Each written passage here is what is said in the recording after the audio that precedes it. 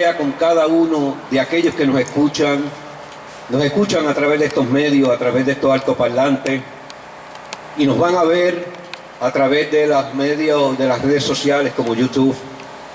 Hay palabra de vida, de fe y de esperanza para ti en esta hermosa y maravillosa mañana.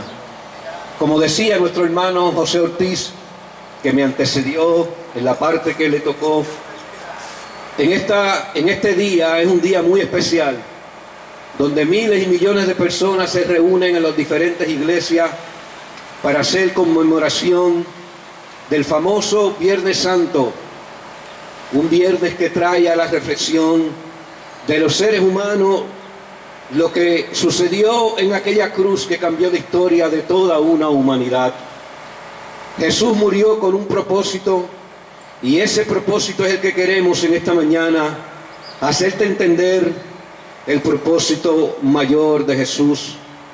De morir en aquella cruz fue salvar todo, como dice la palabra, todo lo que se había perdido. Cada uno de los que estamos aquí en esta mañana, estamos agradecidos a Dios por su amor, estamos agradecidos a Dios por su bondad, y estamos agradecidos a Dios por su misericordia. Amado que me escuchas a través de estos medios, hoy es el día que Dios ha separado para salvación para ti y para salvación de los tuyos. Para Él dice la palabra que no hay nada imposible.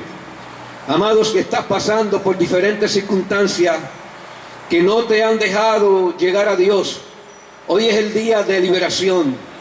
Hoy es el día que tú puedes acercarte a este lugar donde hay hermanos que están dispuestos a orar por ti, o que estamos dispuestos a orar e interceder por ti. El Dios de los cielos y de la tierra en aquella cruz manifestó su amor, manifestó también su poder, pero manifestó también su gloria. La gloria que vimos como la del unigénito del Padre en Jesús, el Hijo del Dios viviente. Y en esta mañana le he titulado a la palabra que quiero compartir contigo en esta mañana del Getsemaní al Calvario. Esta palabra del Getsemaní al Calvario también es conocida como la vía dolorosa. Este fue el proceso que nuestro Señor y Salvador Jesús tuvo que pasar para que tú tengas hoy y podamos tener cada uno de los que estamos aquí vida, y tengamos vida en abundancia. Esa vida abundante nadie te la puede dar. Esa vida abundante no tiene que ver con los años que tú puedas vivir sobre la faz de la tierra. Esa vida abundante es la que Dios dio a través de su Hijo Jesús, porque esa vida es eterna. Amado, este fue el proceso que nuestro Señor y Salvador tuvo que pasar por salvarnos y librarnos de la condenación. El libro de Romanos, el libro que el apóstol Pablo le escribió a aquellos judíos en Roma y también a aquellos que habían conocido del Evangelio de Jesús, le escribió de la siguiente manera en el capítulo número 10 y en el verso número 9. Escuche lo que dice la palabra. La Biblia dice: por cuanto todos pecaron y todos están destituidos de la gloria de Dios. Cuando la Biblia habla de algo que ha sido destituido, lo que significa es que fue despojado de algo. En este contexto significa separado del plan de salvación. Amado, el pecado nos destituyó y nos sacó de ese plan maravilloso que se llama salvación. Mas sin embargo, la Biblia dice que para eso apareció el Hijo de Dios, para deshacer toda obra del enemigo, toda obra del diablo. La máxima creación, tú y yo, todo lo que Dios creó sobre la tierra, pero la máxima creación que se refiere al hombre y a la mujer que fue creado, había perdido la gloria que el Padre había depositado en él. Todo lo creado fue creado con un propósito, y fue creado para que el hombre lo señoreara. Pero tú y yo sabemos que el pecado hizo que todo esto que Dios había creado, ya el hombre, a consecuencia de su pecado, no podía tener el señorío sobre lo creado. Pero sin el sacrificio de Cristo en aquella cruz, Amado, ninguno de nosotros, ni los que estamos aquí, teníamos oportunidad de salvación, pero fue su amor, su favor, pero fue su misericordia la que nos trajo de vuelta a una relación con nuestro Salvador. Amado, Él pagó el precio para que la relación del hombre y Dios volviera a tener efecto. Él pagó el precio en aquel madero, en el Getsemaní, que es una de las palabras que escogí para darle título a este mensaje. Jesús se entrega a la voluntad del Padre, aceptando aquel sacrificio que se avecinaba. Sabía que venía el dolor más grande que se podía soportar, pero ya el profeta Isaías, unos 700 años atrás aproximadamente, había hablado del dolor de nuestro Señor y Salvador, este dolor que el Señor tenía que enfrentar. Amado, lo tenía que enfrentar por tu pecado y también por nuestros pecados. Y la Biblia dice en Isaías 53:3, despreciado y desechado entre los hombres, varón de dolores, experimentado en quebranto, y como que escondimos de él el rostro, fue despreciado y no lo estimamos. Amado, cuando el profeta hablaba de despreciado, no solamente estaba hablando de aquellos soldados romanos que lo injuriaron, sino también de aquellos que tienen en poco tan grande sacrificio. Amado, si tienes en poco el sacrificio de Jesús, tú también lo estás despreciando. Tú también le estás dando la espalda a ese maravilloso sacrificio y milagroso que Dios ejecutó en la cruz del Calvario con su Hijo Jesús. Amado, y la Biblia dice que no lo estimamos. Amado, cuando habla de no estimar algo es despreciar la salvación, es despreciar el precio que tuvo que pagar por esa salvación.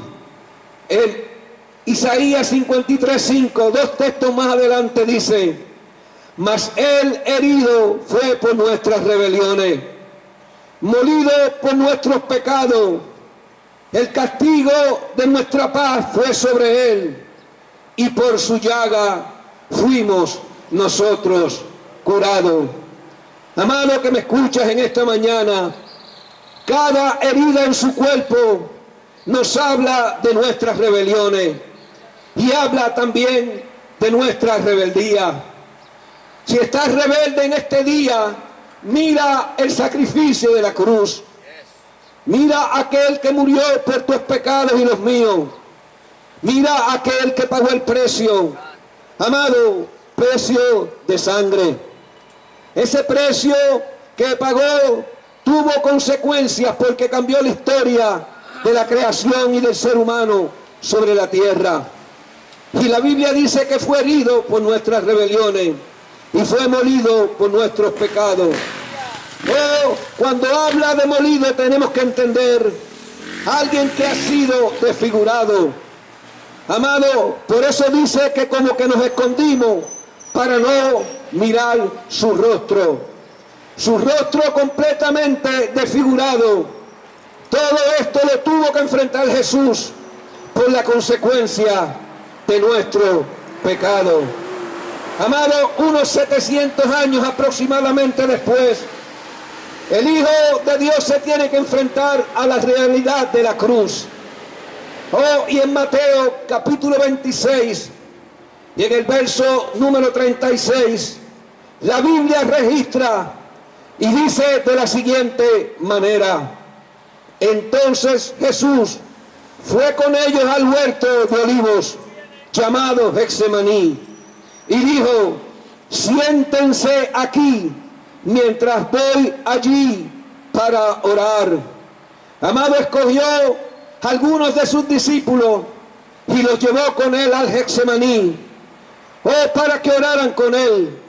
Pero nosotros conocemos parte de esta historia, que ellos no pudieron velar con el Cristo de la gloria, Y dice la Biblia que Jesús le dijo, ustedes no pudieron velar conmigo ni siquiera una hora. Amado, ahí se ve la naturaleza del hombre sin Dios. La naturaleza del hombre caído es de esa forma. No puede reconocer el sacrificio de la cruz y no puede reconocer y velar con él lo suficiente para entender que ese sacrificio tuvo un precio muy elevado. Amado que me escucha, más adelante la Biblia dice, se llevó a Pedro y a los hijos de Zebedeo, que se llamaban Santiago y Juan, y comenzó a afligirse y comenzó a angustiarse. Jesús en aquel momento estaba experimentando gran aflicción. Sabía que se avecinaba el dolor físico, pero más que todo, la separación del Padre y la muerte por los pecados de toda una humanidad. El plan divino había sido establecido, pero él en su naturaleza humana sintió el padecimiento de lo que le esperaba, porque Jesús fue 100% Dios, pero también fue 100% humano. De la única forma que el hombre podía experimentar redención era a través de Jesús, el Hijo del Dios viviente. Y dijo, mi alma está destrozada de tanta tristeza, hasta el punto de la muerte. Y le dijo a sus discípulos, quédense aquí y velen conmigo. En Lucas 22:44, este es uno de los evangelios que registra algo muy poderoso que sucedió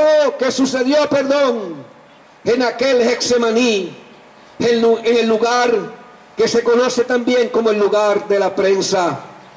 Y dice la Biblia que estando en agonía, oraba más intensamente, y era su sudor como grandes gotas de sangre.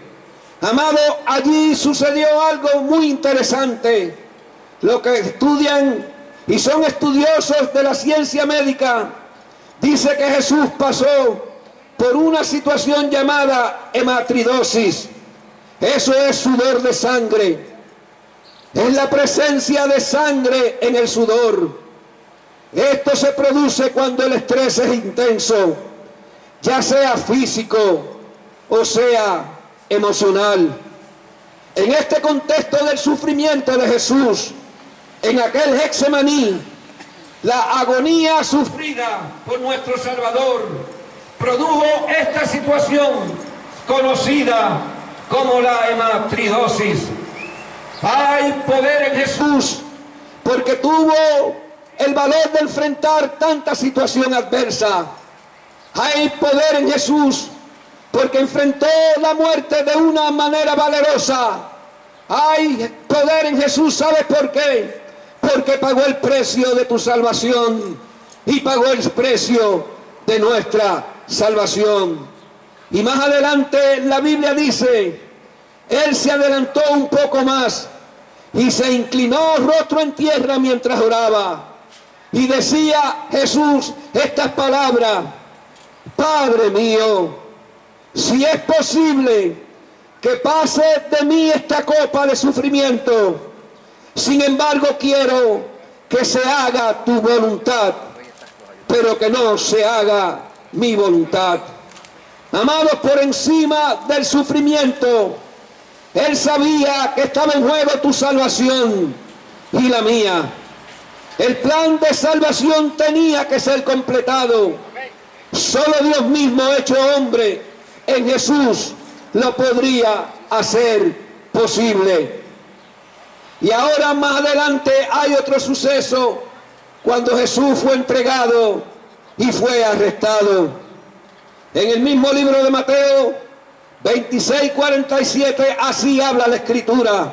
Dice, mientras todavía hablaba, vino Judas, uno de los 12, y con él mucha gente con espadas y palos, de parte de los principales sacerdotes y de los ancianos del pueblo. Amado, hubo uno llamado Judas, que era uno de los 12 discípulos, que le traicionó, pero ya él había anunciado esta traición. Y ahora estaba evidenciada en uno de los 12 que estaban cerca de él. Este fue el que le entregó. Amado, cada vez que nosotros no hacemos la voluntad de Dios y le damos la espalda a Dios, estamos entregando y estamos desvalorando el sacrificio de Cristo en esa cruz. Pero uno de los que estaban con Jesús, más adelante en el verso 51 dice, pero uno de los que estaban con Jesús, extendiendo la mano, sacó su espada, hiriendo a un siervo del sumo sacerdote. Y dice la palabra que le quitó o le cortó la oreja. Este fue Pedro. Pedro, uno de los discípulos. Muchos estudiosos de la palabra dicen que Pedro, no le quería cortar la oreja. Pedro estaba apuntando al corazón, pero falló con las consecuencias aquí narradas. Pedro no sabía lo que estaba pasando en aquel momento. Por eso tomó la espada para defender al maestro. El que le estaba defendiendo ahora, más tarde también le negaría. Amado que me escuchas en esta mañana, la Biblia dice en uno de los versos, no es con espada ni con ejército, mas con su Santo Espíritu, ha dicho el Señor de los ejércitos. Amado, esto significa que nuestra lucha, como dice el libro de Efesios, no es contra carne ni sangre, sino contra potestades, principados, gobernadores de las tinieblas de este mundo. Amado, cuando habla de esta forma, es una lucha espiritual. Y esa lucha espiritual también se estaba librando en aquel Getsemaní. Se estaba librando porque el Hijo de Dios tenía que pagar un precio muy elevado. Y el enemigo no quería que Jesús fuera a la cruz. Pero la buena noticia es que Él cumplió con el plan que Dios el Padre Divino había destinado para cada uno y para que cada uno de nosotros y esta humanidad pudiera experimentar la salvación. Entonces Jesús le dijo a Pedro, vuelve tu espada a su lugar, porque todos los que tomen espada, a espada morirán. Vuelve tu espada a su lugar, le dijo Jesús. Es un llamado de nuestro Señor y Salvador a no vencer el mal con más violencia. Vuelve tu espada a su lugar, porque esta lucha, como te dije, no es con espada, ni tampoco es con ejército. Esta lucha que estamos enfrentando es una lucha espiritual. Y Jesús le dijo a Pedro de esta manera, ¿acaso piensas que no puedo ahora orar a mi Padre y que Él no me envíe 12 legiones de ángeles? Amado, cuando yo estudié 12 legiones, el Jesús que nosotros conocemos y murió por nosotros estaba hablando de 72,000 ángeles. Él dijo, tengo el poder para orar al Padre y Él enviaría 72,000 ángeles, pero no se cumpliría la misión de ser entregado y morir por un mundo que se encuentra, amado, sin fe y sin esperanza. Pero ¿cómo entonces se cumplirán las Escrituras? Dijo Jesús. ¿De qué es necesario que así se haga? Jesús vino a cumplir el plan del Padre de salvar todo lo que se había perdido. Más adelante Jesús vuelve y repite, mas todo esto sucede, que fue una parte que mi hermano José estaba hablando, mas todo esto sucede para que se cumplan las Escrituras de los profetas. Entonces dice la palabra más adelante, todos los discípulos dejándole huyeron. Amados, se fueron porque ya la Biblia lo había establecido que todos le habrían de abandonar. Ahora vemos a Jesús ante Pilato. Pilato, gobernador de Judea bajo el imperio romano. ¿Por qué digo esto? Y hago mención de esto porque Pilato era una autoridad política. Más adelante lo vamos a ver. Mateo 27:1 dice: venida la mañana, todos los principales sacerdotes y los ancianos entraron en consejo contra Jesús para entregarle a muerte. Cuando la Biblia dice que entraron en consejo, lo que significa es: todos se pusieron de acuerdo. Todos los religiosos se pusieron de acuerdo para entregarle. Todos se pusieron de acuerdo porque ya el enemigo tenía un plan, pero el plan de Dios tenía que cumplirse. El cielo y la tierra, dice la palabra, pasarán, mas mi palabra no pasará. Ya la palabra de Dios lo había establecido en la eternidad, que Dios mismo en Jesús tenía que pagar el precio, tenía que pagar el precio de la salvación tuya y de mi salvación. Y dice más adelante que lo llevaron atado y lo entregaron a Poncio Pilato, el gobernador. Todo un inocente atado. El que vino a traer paz a este mundo, el que vino a traer paz a este mundo, lo llevan ahora atado. El que no representaba ningún peligro, ahora estaba atado. El que vino a traer libertad, ahora estaba cautivo sin libertad y estaba atado. Jesús estaba en pie delante del gobernador, dice más adelante en la Escritura. Y este le preguntó, Poncio Pilato le preguntó a Jesús: ¿eres tú el rey de los judíos? Y Jesús le respondió: tú lo dices. Nunca se llamó a sí mismo rey, y menos rey de los judíos, mas sin embargo fue el rey de reyes y señor de los señores. En el libro de Apocalipsis, capítulo 17 y verso número 14, dice la palabra: estos harán guerra contra el Cordero, y el Cordero los vencerá, porque Él es Señor de señores y Rey de reyes, y los que están con Él son llamados, elegidos y fieles. Amado, esto está hablando de una guerra que se va a desatar en los tiempos finales, donde Jesús ya no será el Cordero, ya será el Rey de reyes, ya será el Señor de señores. Hoy te quiero decir, verdaderamente tú has aceptado al Rey de reyes y al Señor de señores. Amado, una invitación de corazón que te hacemos en esta mañana es que aceptes a ese Rey de reyes y que Él se constituya en el Señor de tu casa.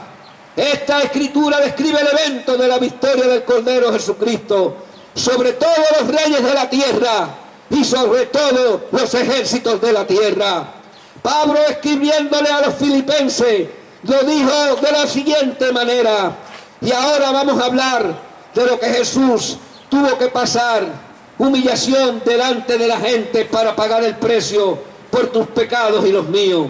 Y la Biblia dice en el libro de los Filipenses, en el capítulo 2, del verso del 8 al 10, dice: y estando en la condición de hombre, se humilló a sí mismo, haciéndose pasar o haciéndose obediente hasta la muerte y muerte de cruz. Solo Dios, hombre, podía salvar al hombre de su pecado. En esta humillación pagó el precio. Nadie, ni en el cielo ni en la tierra, podía hacerlo. Solo Jesús lo hizo.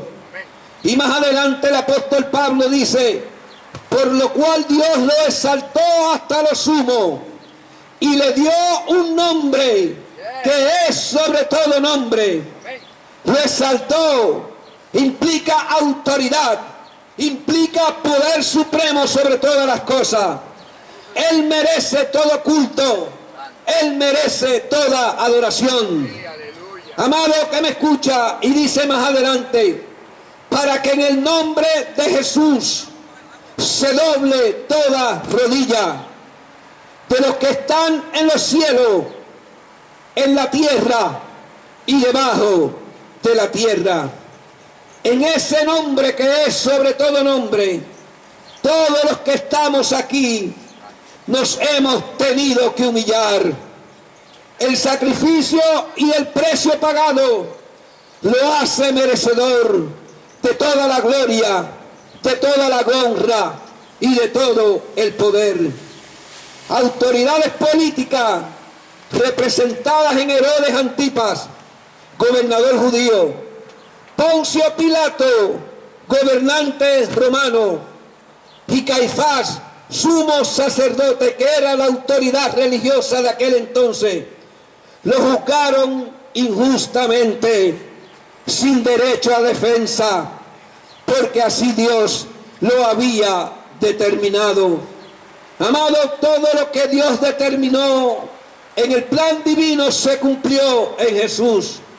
Y ahora podemos ver, para ir cerrando este mensaje, lo que se llama camino al Calvario, camino a la consumación del plan divino.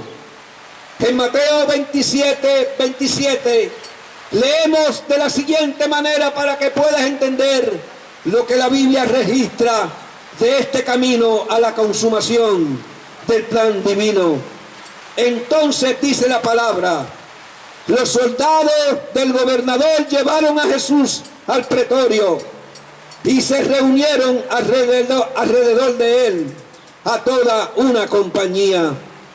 Cuando habla de pretorio pude buscar y dice que era la residencia del gobernador romano en Jerusalén. Y pusieron alrededor de él, dice la palabra, una compañía de soldados, amados, cientos de soldados, para que lo custodiaran y lo velaran. Y dice más adelante que lo desnudaron, le echaron encima un manto de escarlata. Esto representaba la realeza o el poder. Por esto lo hicieron en forma de burla. Se burlaron de él, porque ellos decían que era el rey de los judíos. Y dice más adelante el verso 29 que armaron una corona con ramas de espina y se la pusieron en la cabeza y le colocaron una caña de junco en la mano derecha, como si fuera un cetro.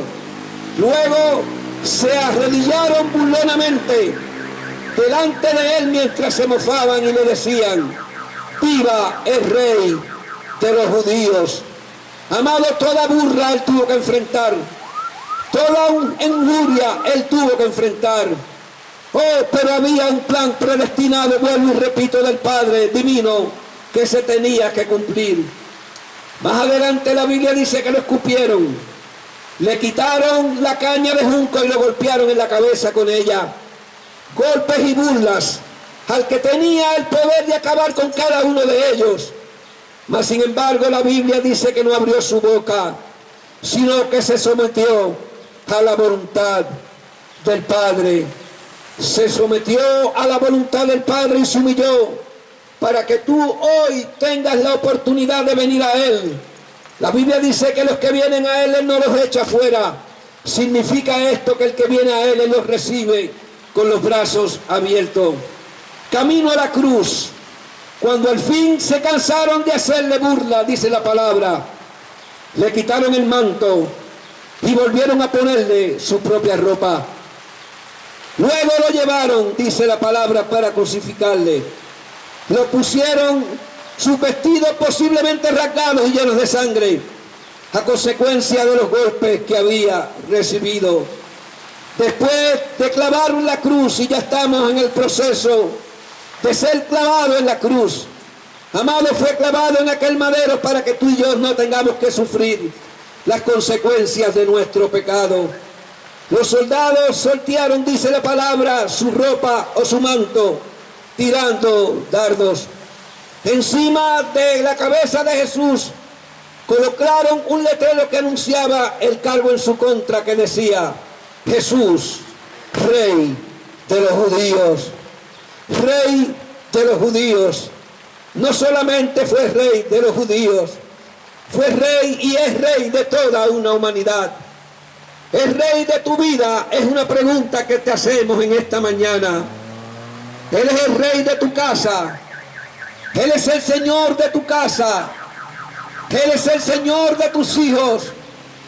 Amado que me escucha, si vienes a Él y le aceptas como tu único y exclusivo Salvador, lo puedes hacer rey de tu vida, lo puedes hacer Señor de tu casa.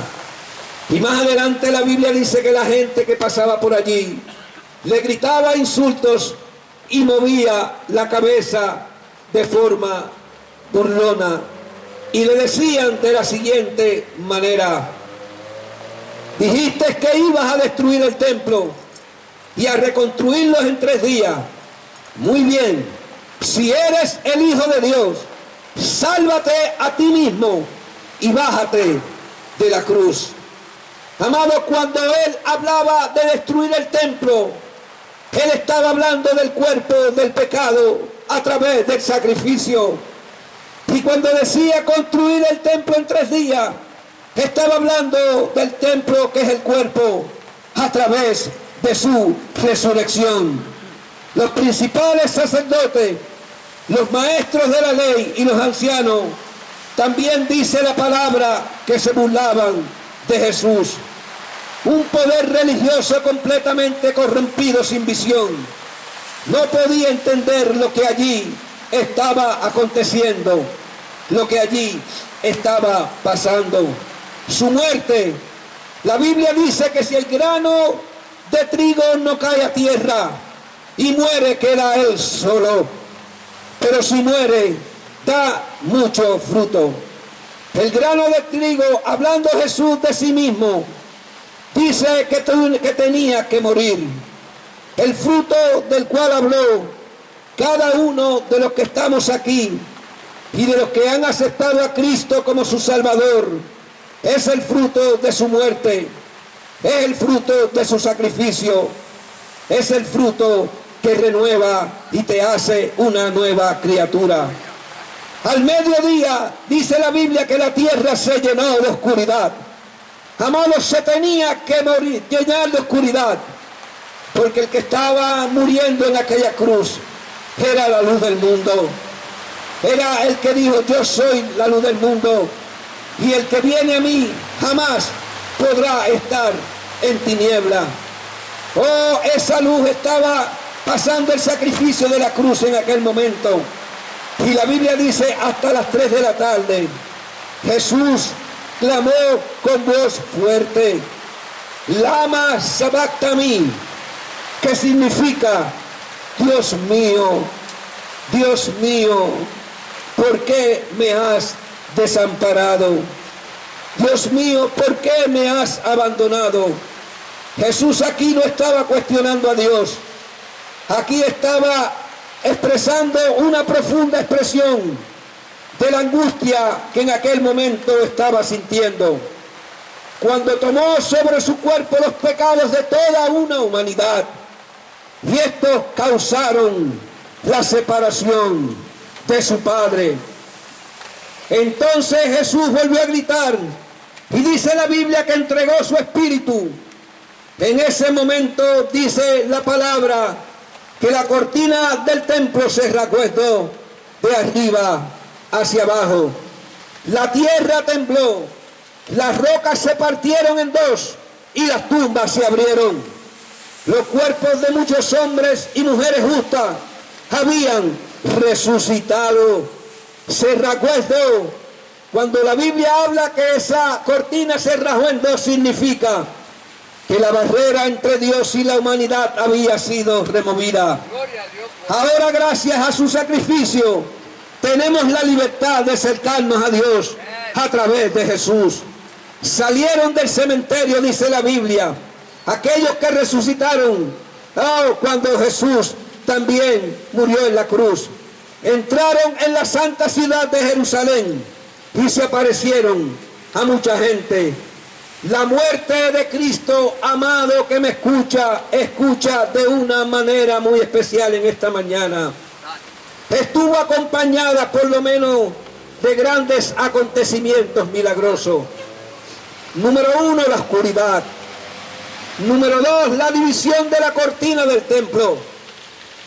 Número 3, el terremoto. Y número 4, personas que resucitaron. Este acontecimiento no pudo haber pasado desapercibido. Todos sabían que había ocurrido algo muy significativo: su resurrección, la victoria de nuestra fe. Amado que me escucha, si Cristo no hubiera resucitado, la palabra dice que vana es entonces nuestra predicación, vana también es nuestra fe. Amados que escuchan en esta hermosa mañana, hoy, como te dije al principio, se conmemora el Viernes Santo. Y todo lo que he narrado aquí es la verdad de las Escrituras.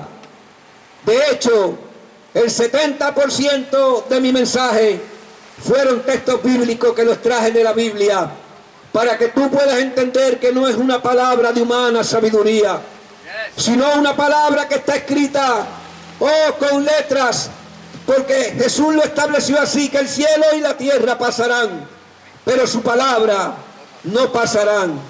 Jesús, el Verbo encarnado, vino a esta tierra con el propósito de salvar a toda una humanidad. Entregó su vida en sacrificio. Jesús vino a este mundo a pagar el precio muy elevado, y lo hizo derramando su preciosa sangre, sangre que todavía tiene el poder para limpiarte de pecado. Entregó su vida en sacrificio y con ello nos redimió, pagando el precio por la salvación de toda una humanidad. Pero hay una pregunta que te quiero hacer en esta mañana. ¿Qué vas a hacer con ese Dios de amor que te vino a salvar? ¿Vas a mirar de espaldas a Él? ¿Le vas a dar la espalda a ese Dios que pagó el precio en Jesús? ¿Le vas a decir que no te interesa, ni quieres tampoco nada saber de ese plan? Amado, estás rechazando la vida. La vida de Dios en tu vida es la que te va a dar, valga la redundancia, esa vida abundante. Hay dos textos muy conocidos que yo creo que viernes tras viernes, aquí en este lugar que Dios nos permite predicar su palabra, los citamos. Juan 3:16 dice: porque de tal manera amó Dios al mundo, que entregó a su unigénito Hijo, para que todo aquel que en Él cree no se pierda, mas tenga la vida eterna. Te hablamos de la entrega de Jesús. Te hablamos del camino del Getsemaní hasta el Calvario. Te describimos todo lo que Jesús tuvo que pasar para que tú y yo tengamos esta vida que hoy podemos disfrutar. Te hablé de la salvación del alma. Te hablé del perdón de tus pecados. Y dice más adelante: porque no envió Dios a su Hijo al mundo. Verso número 17 de Evangelio según San Juan. Dice más adelante: porque no envió Dios a su Hijo al mundo para condenar al mundo, sino para que el mundo sea salvo por Él. Amado, vuelvo y repito este texto. Tú que me estás escuchando en el automóvil, tú que vas camino por ahí o estás escuchando en tu hogar, porque no envió Dios a su Hijo al mundo para condenar al mundo, sino para que el mundo sea salvo por Él.